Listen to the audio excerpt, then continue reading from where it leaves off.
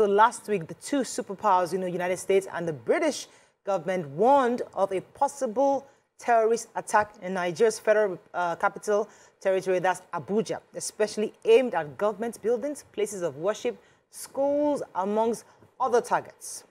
So join us on the show very soon. We have our security expert, Mr. Sheyi Adetaya, who is a security and intelligence expert. So we heard about this story last week. Abuja has been on red alert since last week, and many residents have been scared. BC took the story that some, didn't show up at churches, was quite scanty. What is your own perspective on this?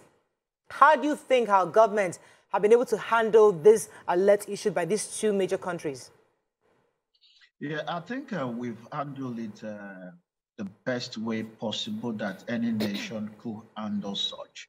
And I know that a lot will be going on within the diplomatic level, considering the relationship that Nigeria as a nation, US and Britain have been enjoying, especially through this journey as we battle insurgency and terrorism in Nigeria.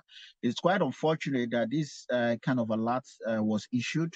It's not the first time that we've seen our American friends acting in this manner. And we can tell you, basically, from my own length of experience, I will work with government, I will work at this level, having also had some form of relationship with those people. I don't think that the action is right. I don't think it's based on any credible intelligence. And from information that I have access to, it shows that it was just a knee-jerk reaction, and whoever took that decision didn't do it in a way that is expected to be done professionally, more or less like someone just trying to tick the box. Yes, we had that probably there's something, probably they picked up a dot, something that looked like an explosive that was checked not to be an explosive. But it's not the first time that American facilities have received such in different parts of the world. It's not a reason for someone to raise such a panic. Now look at it now. Schools were already closed. Yeah. Businesses were shut. Even employees of many companies are afraid to go to work. That is not good for a nation that has been also so good to you. We have been good to America as a nation. And I think that we deserve that respect and that honor from them as a nation, not to do something that will destabilize us as a nation. So, we have nowhere else to go. And such panic is not good at this time. I agree with you, sir, 100%. But I want to ask you, because we always talk about international best practice.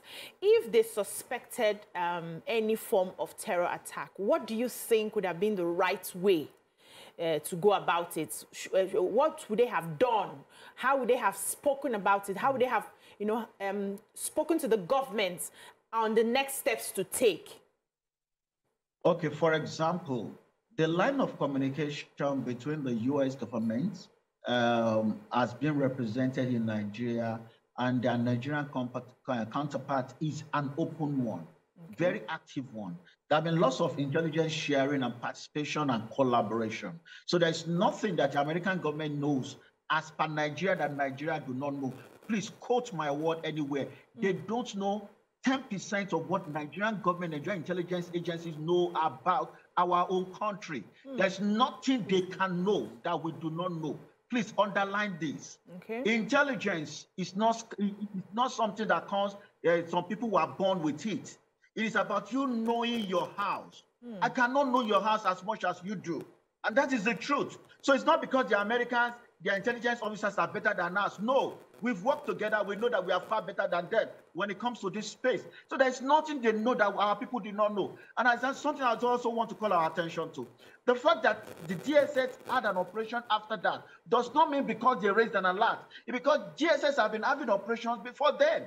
But because everywhere there was tension everywhere, people paid attention to the one that happened at that estate. That's the reason why people raised. But they have actually been doing lots of operations that didn't make it to the media. So our people have been working assiduously day and night. You see, do we have a problem? Yes, we know we have a problem. The problem did not start today. We've gone past through most turbulent period in the annals of this country, and yet they did not pack their things and start asking for authorized departure. Why now? Why now that Abuja has been calm for 7 years? Is it some people are making reference to the prison break in Abuja? In fact, the prison break in Abuja is the least of the prison breaks we've experienced. We've had Kogi prisons, 2 prisons in Kogi, attacked more than 4 times with Boko Haram suspects escaped and they were rearrested. We have other prisons, you know, that had Boko Haram, terrorists being in prison, broken into, and they were released. We have rearrested them. Right. So Kuje will not be the first. Okay. Most of these guys have been rearrested.